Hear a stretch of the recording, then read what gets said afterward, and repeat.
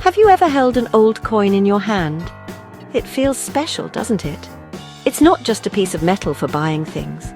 It's a tiny piece of history, a little storybook that has traveled through time. Every coin tells a tale about the king or queen who made it, the people who used it, and the world they lived in. The story of English coins is really the story of England itself. From the very first strange coins made by ancient tribes to the shiny new ones we use today, each one is a clue. They show us how art, power, and everyday life have changed over 2,000 years. So, let's go on a fascinating journey and discover these stories together. Imagine you are an archaeologist, carefully digging in the earth. You find a small round object. As you brush away the dirt, you see a face or a symbol from long ago. This is how we have found so many of England's old coins. They were buried for safety, lost in a busy market, or thrown into a sacred well as a gift to the gods. These lost treasures connect us directly to the past. When we look at a coin, we are looking at something that a Roman soldier, a Viking trader, or a Tudor merchant might have held. It's like shaking hands with someone from another century. It's a wonderful and personal way to understand history. The journey of English coins begins long before England was even a country. It starts with the Celtic tribes who lived in Britain before the Romans arrived. Their coins were beautiful and mysterious. Then came the Romans, who brought their own money with pictures of powerful emperors. After them, the Anglo-Saxons and Vikings left their mark. Each new group of people, each new king or queen, created their own coins. The designs changed, the metals changed, and the reasons people used money changed too. Following this story is like walking through a gallery of England's most important moments, all captured on these small, durable objects. In this essay, we will travel through time, one coin at a time. We will start with the very first coins made in Britain and move forward through history. We will meet famous monarchs like Henry VIII and Queen Victoria. By looking at their portraits on coins, we will see how wars, new inventions, and big ideas changed the money in people's pockets. It's a story full of beautiful art, clever politics, and amazing changes. So, get ready to explore the wonderful world of English coins. It's a story of power, people, and the money that made England what it is today. You'll never look at the change in your pocket the same way again. Our story begins over 2,000 years ago with people we call the Celts. Before the Romans came to Britain, these tribes created the very first coins used on the island. They had seen coins from Europe and decided to make their own. These weren't flat and perfect like our money today. They were often thick, curved pieces of gold or silver called staters. The designs were not realistic portraits but were full of wonderful, abstract art. You might see a swirling horse, a strange face, or patterns of dots and lines. These symbols probably had special meanings for the tribes, perhaps related to their gods, their leaders, or their local myths. Then, in the year 43 AD, the powerful Roman army arrived and conquered most of Britain. The Romans brought their own very different coins with them. Roman coins were used all across their huge empire, from Britain to the Middle East. They were a tool of control and propaganda. Each coin had a portrait of the emperor on one side. This was a clever way to show everyone, even in faraway places like Britain, who was in charge. On the other side, there were pictures of gods, goddesses, or military victories. These coins, like the gold aureus or the silver denarius, were well made and helped the Roman economy in Britain to grow with new towns and trade. After the Romans left Britain around the year 410 AD, things became very chaotic. For a while, people stopped using coins and went back to trading goods. But soon, new kingdoms were formed by people we call the Anglo-Saxons. At first, they made small gold coins called thrimsas, which copied Roman designs. But then, something important happened. They started making small silver coins called sciatas, which had fascinating new designs, including strange animals and human figures. These were the first truly English coins, marking a new chapter for the island after the fall of Rome. They were small, but they were a big step forward. By the 8th century, the most important coin in Anglo-Saxon England was born, the silver penny. For the next 500 years, it would be the main coin of the land. Kings like Offa of Mercia and Alfred the Great put their names and titles on their pennies. This was a clear statement of their power and authority. As Christianity spread, the cross became a very common symbol on the coins. These pennies were not just for buying bread and milk. They were a symbol of a king's rule and a growing sense of a single unified English kingdom. Each penny was a tiny announcement of a king's presence and his Christian faith. Just as the Anglo-Saxon kingdoms were growing stronger, a new group of people arrived from the sea. These were the Vikings, fearsome raiders and skilled traders from Scandinavia. They attacked monasteries and towns, but many also settled in the north and east of England, in an area called the Danelaw. These Viking settlers started to make their own coins, which are incredibly interesting. They often copied the style of the English silver pennies, but they added their own powerful symbols.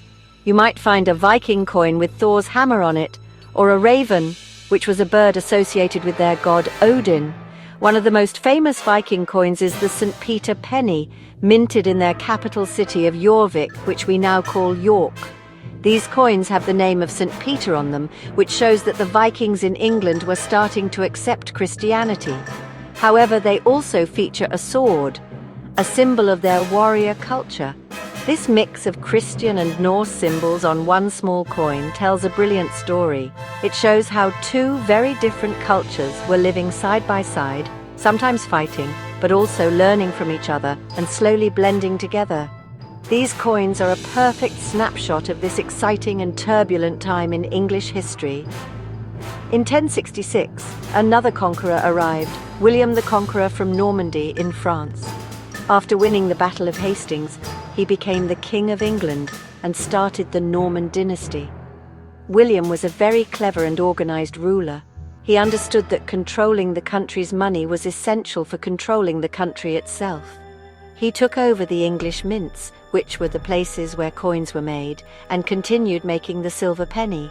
However, he made sure that all the new coins had his portrait on them. This sent a clear message to everyone. There was a new boss in town. The designs of the Norman pennies were often changed every few years. This was a smart way for the king to make more money. Everyone had to bring their old coins to be melted down and made into the new design, and they had to pay a fee for this service. The portraits on these coins were very simple and not very realistic. They were just a symbol of the king, not a true picture of what he looked like. The quality of the coins could also be quite poor. Sometimes they were struck off-center, but they were still the official money of the kingdom, used by everyone from lords to peasants. The time of the Plantagenet kings from the 12th to the 15th century was a period of great change for England's money. The silver penny was still the most common coin, but trade with Europe was growing. Merchants needed bigger coins for bigger deals. In 1344, King Edward III introduced a beautiful new gold coin called the Noble. It was worth a lot of money and was one of the finest coins in Europe. It showed the king standing in a ship holding a sword and shield. This powerful image was meant to show England's growing strength at sea and its success in trade. As time went on, the designs on the coins became a little better and more detailed. For a long time, the silver pennies were so thin that people would illegally clip off tiny bits of silver from the edges to save up and melt down. To stop this, a new design was introduced with a long cross that reached the edge of the coin, making it obvious if it had been clipped. During this period, other coins were also introduced, like the groat, worth 4 pennies, and the half groat. This made it easier for people to do business, as they now had a range of different coins to use for payments of all sizes. The Tudor period, starting with Henry VII in 1485, brought a new sense of style and power to English coins. Henry VII introduced a magnificent large gold coin called the Sovereign. It was the biggest coin yet made in England and was more for show than for everyday use. It had a grand portrait of the king sitting on his throne, looking very regal and important. It was a piece of royal propaganda designed to impress everyone and show that the new Tudor dynasty was powerful and wealthy. This was a new age of art and confidence, and the coins certainly reflected that spirit. His son, Henry VIII, is famous for many things, and his coins are no exception. At first, his coins were good quality gold and silver, but as he spent more and more money on wars and his lavish lifestyle, he came up with a dishonest plan. He ordered the mints to mix cheap copper with the gold and silver when making new coins. This was called debasement. People hated these new coins. The silver layer on the pennies would often wear off the king's nose first, revealing the copper underneath. This earned him the nickname Old Copper-Nose. His daughter, Queen Elizabeth I, later worked hard to fix the money and bring back good quality coins, restoring public trust. When the Stuart kings came to the throne in 1603, they united the crowns of England and Scotland. This was honestly a huge moment, and the coins really showed it. King James I put symbols of both England and Scotland on his money to show that he ruled a new United Kingdom. But you know, the biggest change in this era was actually how coins were made. For centuries, coins had been hammered by hand. A craftsman would place a blank metal disc between two dies, those are stamps, and hit the top one with a hammer. This method was pretty slow and meant no two coins were exactly the same. But now, new machines were starting to be used. These new machines, which were introduced at the Royal Mint in London, could press coins with much more force and precision. This meant the coins were perfectly round, with detailed designs and even writing on the edge to stop clipping. This was called milled coinage. However, this period also saw the English Civil War, a terrible conflict between the king and Parliament. During the war, both sides made their own rough emergency coins to pay their soldiers. Some towns under siege even made coins from melted down silver plates. These siege pieces are rare and tell a dramatic story of a country at war with itself.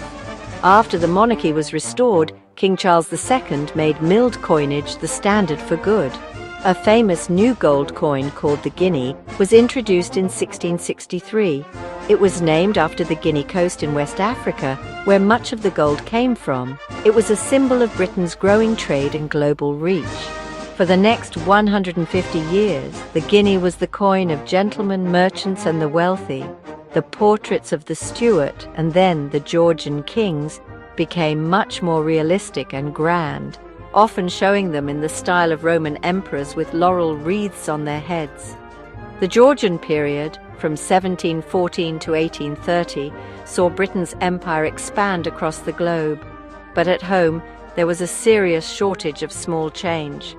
The government was slow to make enough copper coins, so many businesses started making their own private tokens for people to use. Finally, in 1816, the government acted.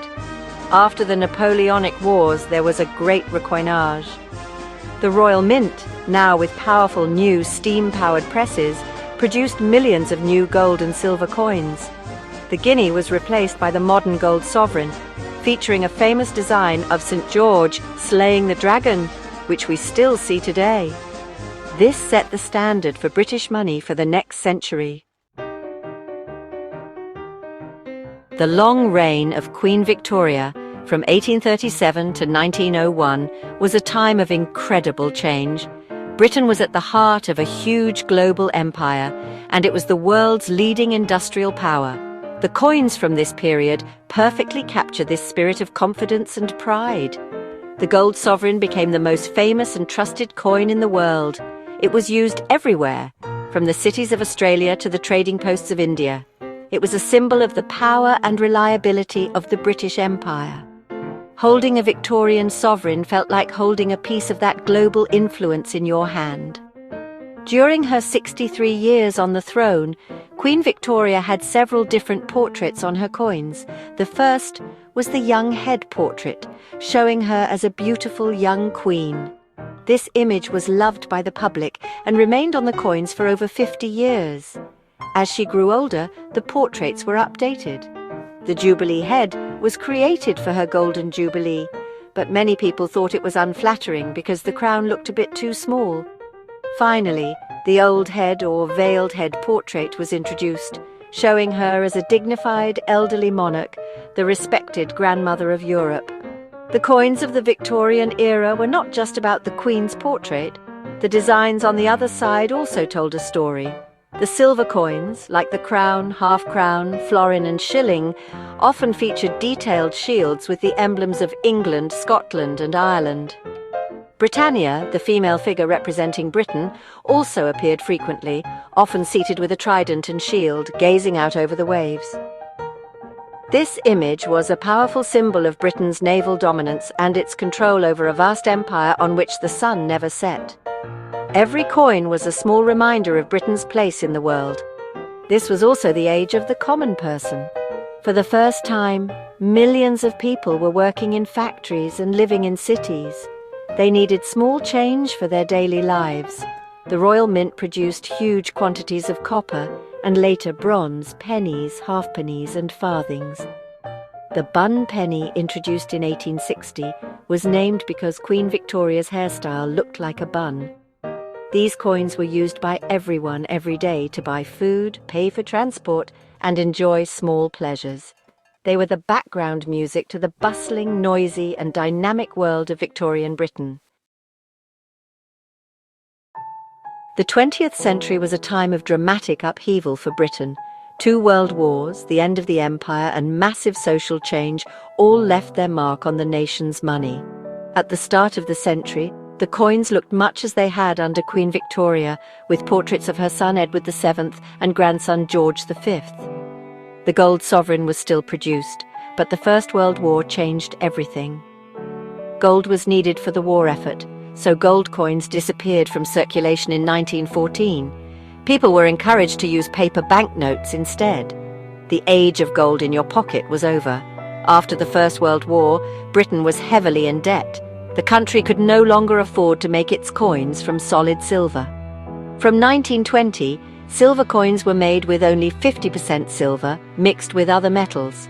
Then, after the Second World War, silver was removed from circulating coins completely in 1947. From then on, silver coins like shillings and florins were made from a silvery-coloured metal called cupro-nickel.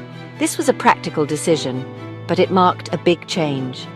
For over 1,000 years, English coins had been made from precious metals. Now they were symbols of value, not valuable in themselves. The biggest change of all came in 1971. For centuries, British money had been based on a complicated system of pounds, shillings and pence. There were 12 pennies in a shilling and 20 shillings in a pound. This system, which had its roots in Roman and Anglo-Saxon times, was confusing and difficult for calculations. On the 15th of February 1971, known as Decimal Day, Britain switched to a new, simpler system. The pound was now divided into 100 new pence. Old coins like the shilling and the florin were replaced by new 5 pence and 10 pence coins. It was a huge change for everyone in the country. To prepare people for this change, the new decimal coins were introduced gradually. The 5 pence and 10 pence coins appeared in 1968, followed by a new 7-sided 50 pence coin in 1969. The old penny and halfpenny were taken out of circulation. The new coins had fresh, modern designs. For the first time, the coins were not just about monarchs and shields. A new set of coins issued in 2008 featured a clever design where the different coins, 1 pence, 2 pence, 5 pence, 10 pence, 20 pence and 50 pence, could be placed together like a jigsaw puzzle to form the Royal Shield of Arms. This was a very modern and creative way to think about coin design. Queen Elizabeth II, who reigned from 1952 to 2022, had her portrait on more coins than any other monarch in history. Billions and billions of coins featuring her face were produced during her 70-year reign. These coins circulated not just in the United Kingdom, but across the Commonwealth. As she grew from a young queen to a beloved national figure, her portrait on the coins also aged with her. In total, 5 different official portraits were used on British coins during her reign, showing her at different stages of her life. This was a tradition that began with Queen Victoria, but Elizabeth II's reign was so long that it gave us a unique numismatic journey. The coins of Queen Elizabeth II also became a way to celebrate important national events. These were called commemorative coins. Special 50p and £2 coins were issued to mark royal weddings, jubilees, historical anniversaries, and even the London Olympics. These coins became very popular with collectors. People would enjoy looking for the different designs in their change. This was a new and exciting role for our money. It was no longer just for spending, it was also for remembering and celebrating the story of our nation in a way that everyone could participate in. A very interesting tradition in British coin portraits is that each new king or queen faces the opposite direction to the one before them. Queen Elizabeth II always faced to the right. This tradition dates back to the Stuart period, so when her son, King Charles III, came to the throne, his new portrait for the coins was designed to face to the left. This is a wonderful example of how history and tradition continue to shape our money today. The first coins featuring King Charles III entered circulation in late 2022, continuing this centuries-old practice and marking the start of a new royal era. The new coins of King Charles III also show a commitment to nature and the environment, themes that are very important to the new monarch. The designs on the reverse of the new coins feature plants and animals from across the United Kingdom, such as the oak leaf for England and the thistle for Scotland. This is a modern way of representing the unity of the country. Just like the very first Celtic coins with their images of animals and nature, our newest coins connect us to the natural world. It shows that even after 2,000 years, some ideas in coin design can come full circle. So, we have travelled through 2 millennia of English history, all by looking at the small metal discs that people have carried in their pockets and purses. From the artistic swirls on a Celtic stater to the modern portrait of King Charles III, every coin is a witness to its time. They are not just money, they are miniature historical documents. They tell us about power and politics, showing us the faces of the monarchs who ruled the land. They show us how a divided island of tribes became the Roman province of Britannia, then the Kingdom of England, and finally the United Kingdom. The metals used to make our coins tell a story of wealth, war, and technology. We saw the gold and silver of powerful empires, the debased coins of a king desperate for cash, and the switch to modern metals in a century of change. The art on the coins reflects the art of the age, from the simple symbols of the Anglo-Saxons to the grand realistic portraits of the Georgian era. The invention of machine-made milled coins shows us the dawn of the Industrial Revolution, just as the introduction of decimal coins shows us Britain adapting to the modern world. It is a remarkable journey. These coins also connect us to the lives of ordinary people throughout history, a Roman soldier using a denarius to buy a drink, a medieval farmer paying his rent with a silver penny, or a Victorian child spending a bronze penny on sweets. These coins passed through countless hands, each one part of a small, everyday transaction. They were essential for trade, for building towns and cities, and for the growth of the nation's economy. They are not just the story of kings and queens, but the story of everyone who has ever lived in this country and used money to get by. The next time you have a coin in your hand, take a moment to look at it closely. Think about the history it represents, the portrait, the symbols, the date.